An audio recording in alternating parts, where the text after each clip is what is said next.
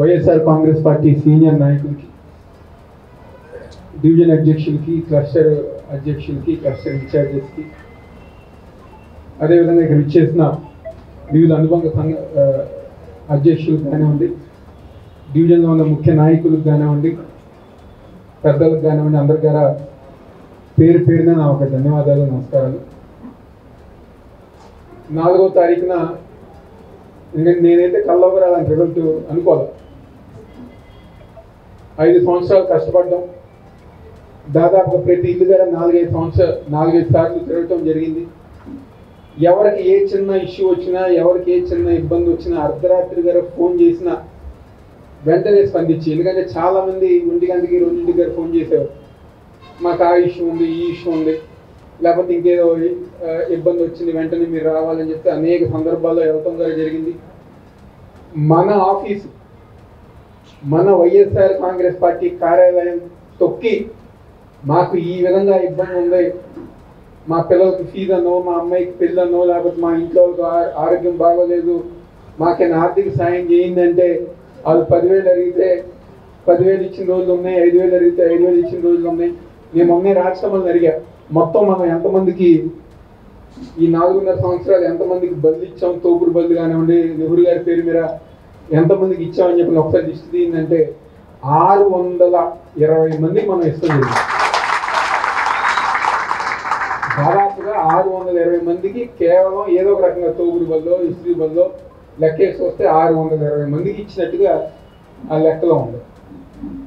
అదేవిధంగా జగన్మోహన్ రెడ్డి గారు ఒక నాయకత్వంలో, ఆయన ఒక సారథ్యంలో గతంలో ఎన్నడూ లేని విధంగా అభివృద్ధి కార్యక్రమాలు 2వ డివిజన్ నుంచి 22వ డివిజన్ దాకా ఎవరు ఏ పని అడిగినా, ఎవరు ఏ రోడ్డు అడిగినా మాకు పలానా ఇబ్బంది ఉందని చెప్పంటే, నాకు తెలిసి ఇప్పుడు గెలుస్తున్న రామ్మోహన్కి పెద్దగా పనిచేసే సంవత్సరంగా మనం కనిపించలేదు, అంత పూర్తి చేస్తాం. 5 సంవత్సరాలు వాళ్ళు కేవలం ఎమ్మెల్యే ఏ విధంగా అయితే గతంలో ఆ పేరు పెట్టుకుని ఊరిని తిరిగారో, అదే విధంగా 5 సంవత్సరాలు ఈ నియోజకవర్గంలో ఎన్నో సంవత్సరాల నుంచి గారు ఉన్న సమస్యలన్నీ గారు ఈరోజు మొన్న 5 సంవత్సరాలు జగన్మోహన్ రెడ్డి గారు ఒక నాయకత్వంలో మన అన్ని గారు పూర్తి చేస్తున్నారు జరిగింది. అంటే ఆ ప్రాంతంలో మనకి ఓట్ లేరని చెప్పి తెలిసిన ఈరోజు ఈ మధ్యకాలం జనాలు గారు ఒకసారి ఆశ్చర్యంగా ఉంటాను. 5 సంవత్సరాలు వాళ్ళకి సంబంధించిన పనులు, వాళ్ళ ప్రాంతానికి సంబంధించిన పనులు మన కార్పొరేషన్ ద్వారానో, లేకపోతే మన ద్వారానో వాళ్ళు మనకి ఓటు ఏరని చెప్పని తెలిసినా కదా ప్రతి ఒక్కరికి ప్రతి పని మనం చేస్తాం జరిగింది. కట్ చేస్తే పొద్దున్నే బొక్కే తీసుకుని వెళ్ళిపోయాడు, కట్ చేస్తే పొద్దున్నే బొక్కే తీసుకుని వెళ్ళిపోయాడు. అంటే మనం నిజాయితీగా ఉన్నాం, నిజాయితీ ఎవరిలో లేదా అని చెప్పని ఒకసారి వాళ్ళందరికీ ఆలోచించుకోండి. ఇది ఎక్కువ కాలం గారు, వాళ్ళు ఎక్కువ కాలం గారు ఉండరు. ఎక్కడైతే మనం నిజాయితీగా 5 సంవత్సరాలు పనిచేసామో తప్పకుండా మన నిజాయితీకి ఈ రోజు కాకపోయినా రేపైనా తప్పకుండా మనకి కావాల్సింది ప్రజానికమే మనకి ఇస్తారనే విషయం దయచేసి అనుభవించాలి.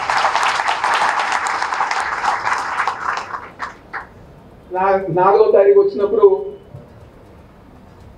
నేను ఆ రోజు అంతగా బాధపడలేదు, ఎందుకంటే ఇందాకే టీచర్ చెప్పారు కదా, 2014లో ఓడిపోయినప్పుడు నేను పెద్ద బాధపడ్డా. కాంగ్రెస్ పార్టీ ఊడిపోతున్న విషయం అందరికీ తెలుసు, ఏదో ఒక ఎలివేషన్ కోసం నెహ్రూ గారు పోటీ చేయమని అన్నీ చేసాను. 19లో కూడా నేను పెద్ద బాధపడ్డా, ఎక్కడో గురువారు వెళ్ళాను. ఎందుకంటే నా దృష్టిలో ఆ 2 ఎలక్షన్ కాదు.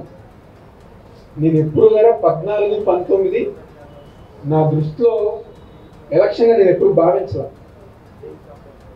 19 గారు ఎప్పుడు చివరి నిమిషంలో గురువారు వెళ్ళడం వల్ల అది గారు నేను పెద్దగా భావించలే. కానీ ఈ ఎలక్షన్ మాత్రం 5 సంవత్సరాలు నేను, నాతో పాటు వేదిక మీద ఉన్న కార్పొరేటర్లు, పెద్దలు, మీరందరూ,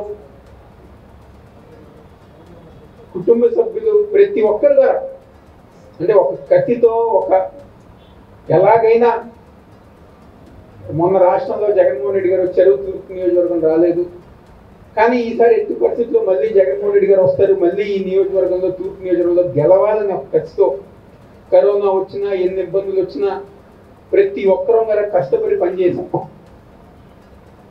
దానికి నేను నిజంగా బాధపడ్డారా, ఎంత కష్టపడ్డాం ఏదో ఏంటి ఇది అని చెప్పండి.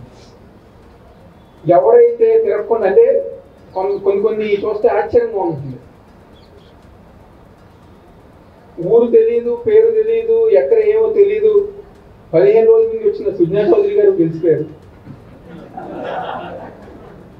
5 సంవత్సరాలు తిరగలేదు, ఇంట్లో కొడుకున్నారు, ఒకదాని మీద అవగాహన లేదు, ఒక కార్యక్రమం చేయలేదు. 5 సంవత్సరాలు తిరగకుండానే గద్దెరామోహన్ గెలిచిపోయారు. హిందూ మన ధర్మవరం ఆయన మంత్రి గారు అయ్యారు, సంజయ్ కుమార్ గారు. ఢిల్లీ నుంచి హైదరాబాద్ నుంచి బెంగళూరు ఫ్లైట్ దిగి అక్కడ ఉన్న వాళ్ళకి మెసేజ్ చేశారు లొకేషన్ ఎక్కడో పంపిందని చెప్పి.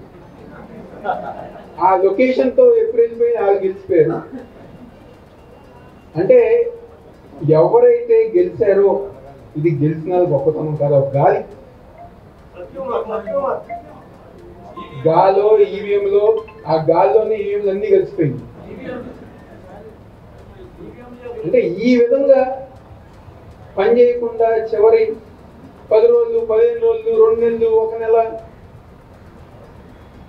చేస్తే కదా ఆదరిస్తారని చెప్తానికి అంటే ఇలాంటి ఎలక్షన్ గతంలో మనం చూడలేదు, రాబోయే రోజు మనం చూడం కదా. కానీ ఒక్క విషయం నేను చెప్పాను కదా, నేను 4వ తారీఖు అనుకున్నా ఏంటి అసలు మనకి ఏమైనా సూట్ అవుతుందా అని చెప్పాను. ఆ రోజు అంతా కదా ఆలోచించి ఇంట్లో వాళ్ళతో గారు మాట్లాడా. కానీ మళ్ళీ ఉదయం 5:00కల్లాగా ఎవరికో సుబ్బారావు గారికి ఫోన్ చేసి ముందు అసలు ఏ డివిజన్లో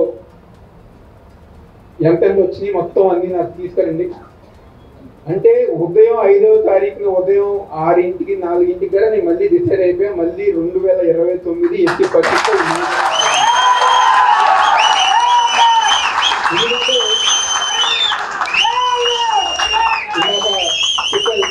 అందరు కదా నేను అనుకుంటే వ్యాపారాలు చేసుకోవచ్చని చెప్పాను.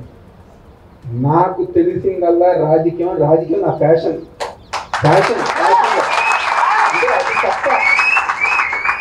అది తప్ప వేరే ఆలోచన ఉండదు, వేరే ఉద్దేశాలు ఉండవు, వేరే మనస్తత్వాలు ఉండదు.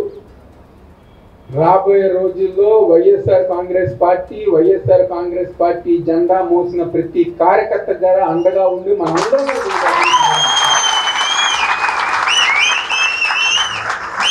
ప్రతిరోజు ఆఫీస్లో అందుబాటులో ఉంటా.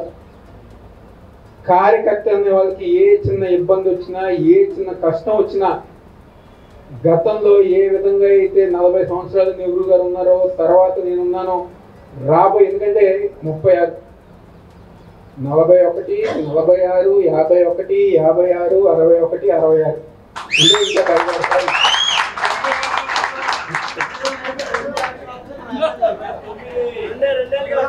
అంటే ఇంకా దాదాపుగా 40 సంవత్సరాలు 45 సంవత్సరాలు. నేను జగన్మోహన్ రెడ్డి గారు చెప్పారు కదా, జగన్మోహన్ రెడ్డి గారికి వయసు ఉంది, సత్తా ఉంది. అదేవిధంగా ఈ తూర్పు నియోజకవర్గంలో మనకి వయసు ఉంది. ప్రతి ఒక్కరి ద్వారా అండగా ఉంటూ తోడుగా ఉంటూ ఎవరు గారా ఒక్క విషయం, కుక్కలు మురుగుతాయి. వయసు అయిపోయిన కుక్కలు మురుగుతాయి, లేకపోతే వయసులో ఉన్న కుక్కలు మురుగుతాయి. అవి కుక్కలు మురిగాయని చెప్పని మనం అందరం కూడా పట్టించుకోకుండా వెళ్ళిపోతాం. కానీ ఒక్క విషయం, మనం ఎవరి జోలికి వెళ్ళొద్దు, కానీ మన జోలికి వస్తే మాత్రం అవినాష్ అనేవారు మనం ఎవరి జోలికి వెళ్ళాల్సిన అవసరం లేదు. కుక్కలు ఎంత మురిగినా పట్టించుకోమాకండి. కానీ మన కార్యకర్త మనకి ఓటేసిన వాళ్ళ జోలికి మాత్రం ఎవరైనా వస్తే మాత్రం తప్పకుండా అవినాష్ అనేవాడు అండగా ఉంటారని విషయం దయచేసి అందరిగా మనకి ఎక్కడ మన ఓటింగ్ శాతం తగ్గల. 2014లో 70,000 వచ్చింది, 19లో 67,000 వచ్చింది, మళ్ళీ ఇప్పుడు దాదాపుగా 69,500, 70,000. అంటే మన ఓటింగ్ శాతం ఒక్కటిగా తగ్గల. కేవలం తెలుగుదేశం పార్టీ జనసేన పార్టీ 2019లో తెలుగుదేశానికి 44 వచ్చింది, జనసేనకి 16 వచ్చింది. ఇప్పుడు రెండు కలిపితే 60, సేమ్ 60 వాళ్ళు వచ్చారు. చూద్దాం ఎన్ని రోజులు ఉంటుందో, ఎన్ని రోజులు కలిసి ఉంటారు. అదేవిధంగా చెప్పిన పథకాలు 18వ ఏట దాటిన ప్రతి మహిళకి 1500, ప్రతి రైతుకి 20,000, మన ఇంట్లో 4 పిల్లలు ఉన్నా 5 పిల్లలు ఉన్నా 10 మంది పిల్లలు ఉన్నా అదిగో నీకు అన్నట్టుగా ప్రతి ఒక్కరికి 15,000, ఫ్రీ బస్సు, 3 సిలిండర్లు, నిరుద్యోగ వృత్తి 3,000, 20 లక్షల ఉద్యోగాలు, 25 ఉచిత హామీలు, పనికిరాని హామీలు అన్నీ కూడా ఇష్టం జరిగింది. పెన్షన్ 6,000 పెన్షను, 50 సంవత్సరాలు దాటిన బీసీలకి పెన్షను, సింగపూర్ రాజధాని అమరావతికి 1,00,000 కోట్లు. తప్పకుండా 6 నెలలు దాటిన తర్వాత మనం ఒక 6 నెలలు పార్టీ క్యాడర్కి అండగా ఉంటూ ప్రజానికానికి ద్వారా తెలుసుకోవాలి ఏ విధంగా హామీలు ఇచ్చారు, ఏ విధంగా నెరవేరుస్తుందని ప్రజానికం గారు తెలుసుకోవాలి. ప్రతి ఒక్కరి గారు అండగా ఉండి ముందుకెళ్దాం. కేసుల గురించి ఎవరు గారు ఆలోచించమాకండి, భయపడమాకండి, ఎవ్వరు గారు ఇబ్బంది పడమాకండి. మన ఆఫీస్లో లీగల్ సెల్ ఎవరైతే మన నియోజకవర్గానికి సంబంధించిన శర్మ గారు కానివ్వండి, బసవారెడ్డి గారు కానివ్వండి, వాళ్ళ టీం కానివ్వండి, ప్రతి వైఎస్ఆర్ కాంగ్రెస్ పార్టీకి లీగల్ పరంగా మీరెవరో ఇబ్బంది పడకుండా, లేకపోతే మీరెవరో మీ జేబుల్లో డబ్బులు తీయాల్సిన అవసరం లేకుండా మీకు లీగల్ టీం 24 గంటలు మన ఆఫీస్లో అందుబాటులో ఉంటుంది. కేసుల గురించి కానివ్వండి, వేరే వాళ్ళ మీకు అన్ని విధాలుగా అండగా ఉంటూ ముందుకు తీసుకెళ్తూ అందరం మనకు కలిసి గట్టిగా, ఎందుకంటే ఎమ్మెల్యే పదవి కన్నా నా బలం మీరే. ఒక విషయం దయచేసి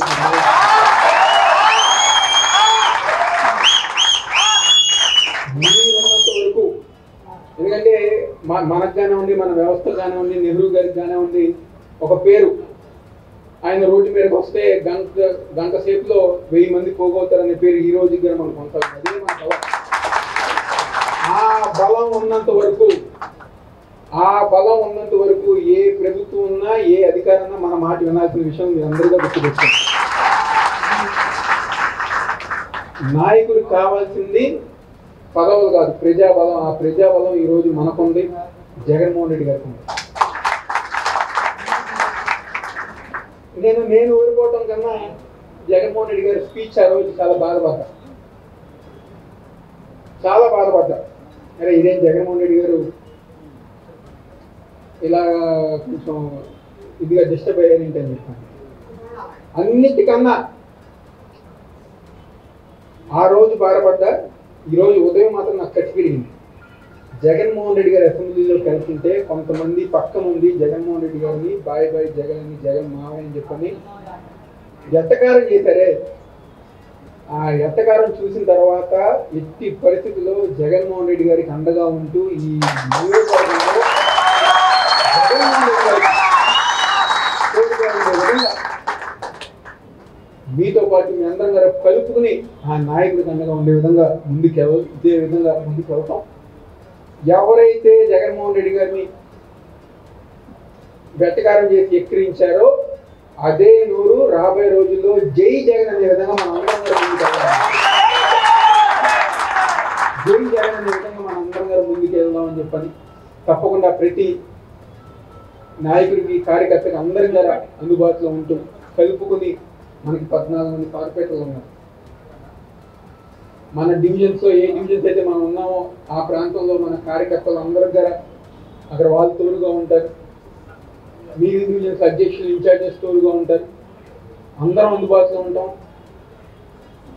వేరే వాళ్ళలాగా వ్యాపారాలు చేసుకోవడానికి వేరే ఊళ్ళు వెళ్ళే మనస్తత్వంగా ఉన్నారు. కానీ నేను విజయవాడ వదిలి మహా ఏదో వారం ఉండగలను. వారం కనుక ఒక రోజు ఎక్కువగా ఉండలేను, చేయలేము.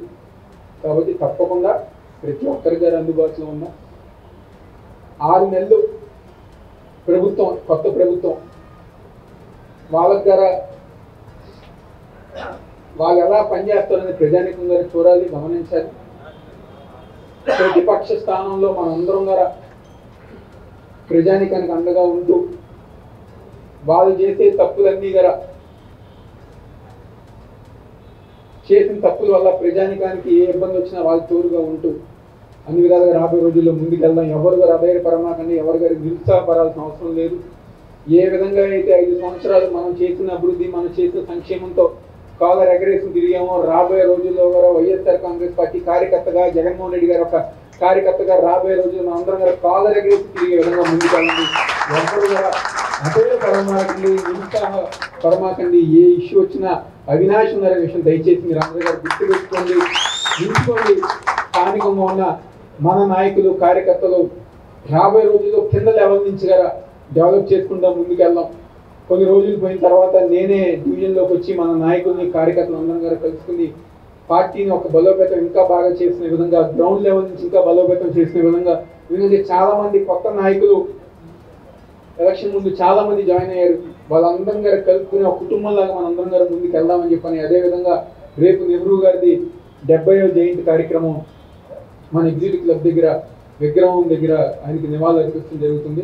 దయచేసి ఇక్కడ ఉన్న కార్పొరేటర్స్ కానివ్వండి, నాయకులు కానివ్వండి, ఉదయం తొందరగానే అవజేద్దాం. తర్వాత ఆ అసెంబ్లీకి వెళ్ళే హడావిడి ఉంటుంది కాబట్టి ఆ ట్రాఫిక్ జామ్ ఇబ్బంది లేకుండా 8:30 కల్లాగా అందరూ వచ్చేస్తే 9 కల్లాగా కార్యక్రమం పూర్తి చేద్దామని చెప్పని ఆయన గారు ఘనంగా నివాళులు అర్పిద్దామని చెప్పని ఇక్కడ వచ్చి మీరు అందరం గారు రేపు కార్యక్రమానికి రావాల్సిందిగా కోరుకుంటూ సెలవు తీసుకున్నారు. జై హింద్.